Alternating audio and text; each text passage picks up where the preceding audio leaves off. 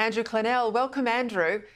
We know this is a result of a pretty horrific, harrowing, I have to say, 3-year inquiry. So I presume we're talking about reforms here that will be actioned promptly with bipartisan support.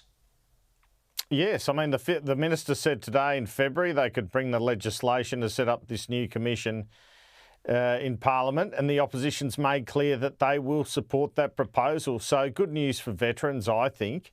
What veterans advocates are saying now, though, is who is appointed to head it is the key. Can't be just some Canberra bureaucrat, are the words of someone to me today. It has to be someone who is going to show some courage in the space, whether it be Bernadette Boss, who was previously Interim Royal Commissioner.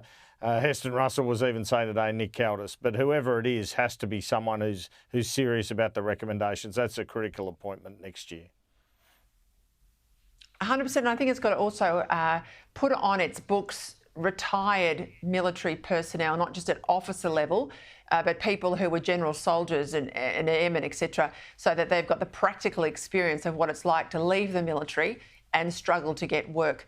Let's go to the national accounts. They're due out tomorrow. We've had a bit of a glimpse already, though, into our balance sheets. Pretty grim.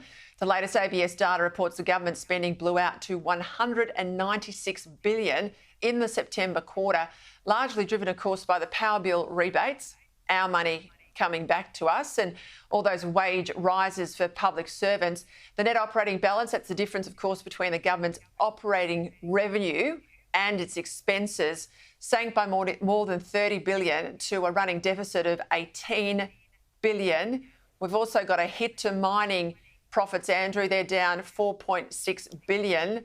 So tomorrow, correct me if I'm wrong, I think we're looking at that 7th quarter of negative growth in per capita terms, don't you think? Probably, but even if we aren't, the only reason it would be in positive terms is a big government spend, whether it be federal, state or local governments. And all these handouts, a lot of them, of course, occurred in Queensland during that election, as well as the federal government spend. And as you say, growth in public service and here in New South Wales, you know, you've had big wage rises from the New South Wales Labor government, various levels. So, look, it's concerning. What's concerning is in a period of inflation, when that has to be moderated, government spending shouldn't be growing.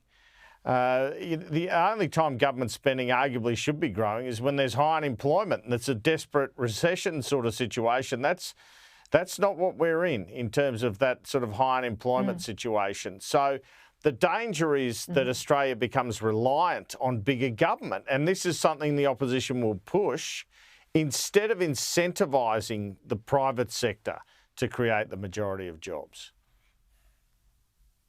Yeah, that's the big dividing line, or it used to be when I started out in politics, between the left and the right. One side loves big government.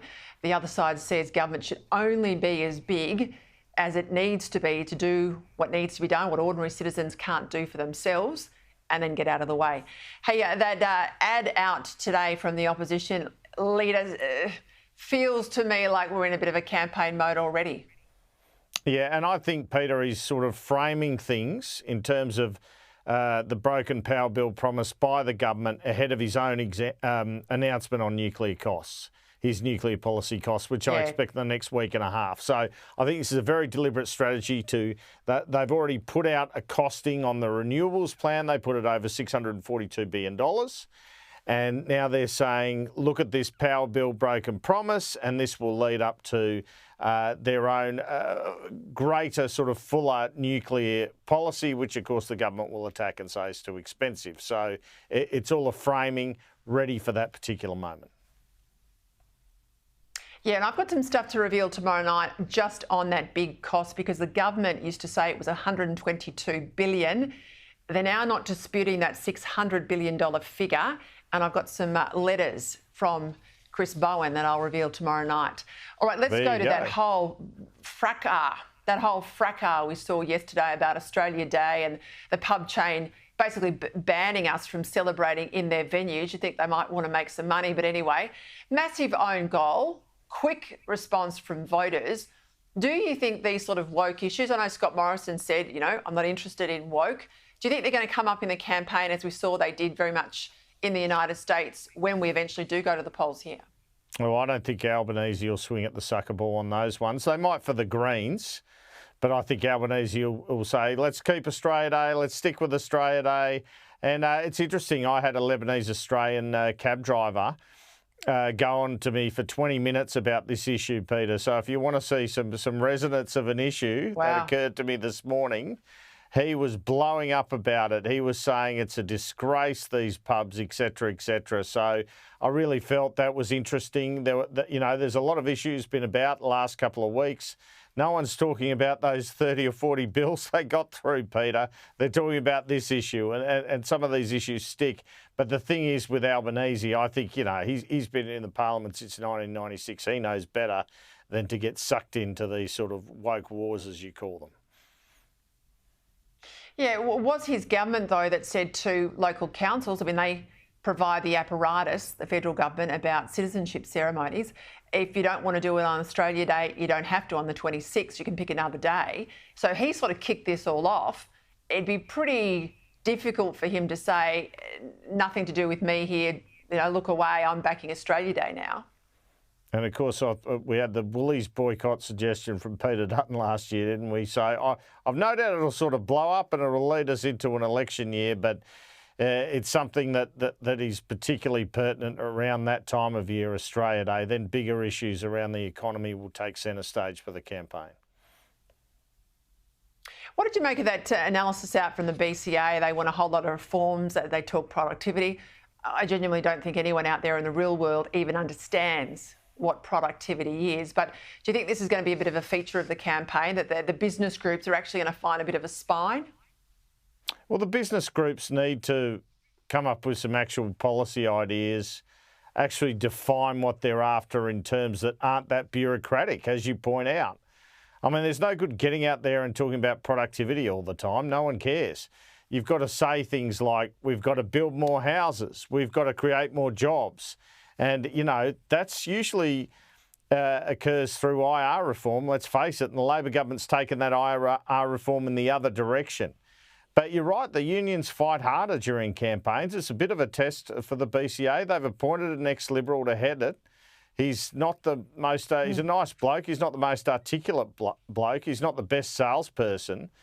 But I'm sure from the Liberal point of view, they'll be looking for a business community that does back them in hard and doesn't sort of do it in a half-hearted fashion, particularly when we're looking at a pretty tight election.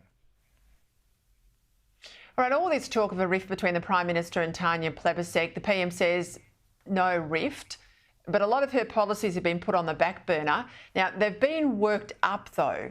Nature positive plan, her salmon fishing decision, we'll get to that one in a moment, but also the government's worked up negative gearing, as we know, that's been modelled. So is this Labor perhaps getting a whole lot of options ready this side of the election to then horse trade with the Greens should we get to a hung parliament situation? Is that what this is about, or is there a deep rift between the two? Yeah, I mean, if you think there's no rift here, you believe in Santa Claus, Peter. There's obviously a rift. And, Chalmers and Plibersek were talking in the House for 10 or 15 minutes the other day. We showed the photo. Jim Chalmers came up with the negative gearing investigation. Tanya Plibersek has come up with this almost a deal, and then Anthony Albanese, after hearing from the WA Premier, scuppered it. So, of course, there's a rift, but you'd never expect Anthony Albanese to go on radio and say, yes, I've got a massive rift with my minister. So there are certainly tensions there. I don't think there has to be much of a horse trade with the Greens. I think the horse trade sort of comes down the track. I mean, David Shoebridge was on Sunday Agenda. He said, we will never give confidence and supply to Peter Dutton, and suggesting they will give it to Labor. And that's a big advantage, if you end up with 70 seats in Anthony Albanese out of the 76 you need, you pretty much got the rest of the numbers with the Greens there. Now, Julia Gillard gave away the carbon tax. She didn't do it at the start. She did it through the term. That's where you end up seeing these sort of deals happen, I think, through the term.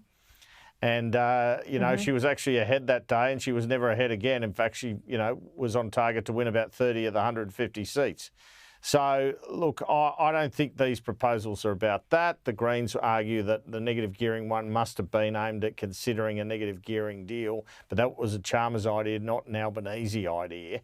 I think it's just Albanese lets his ministers go out and do these sort of policy investigations, try to reach agreement, and then he ends up knocking them on the head. And that's a pretty interesting dynamic because your ministers aren't thrilled. They sort of get embarrassed by it.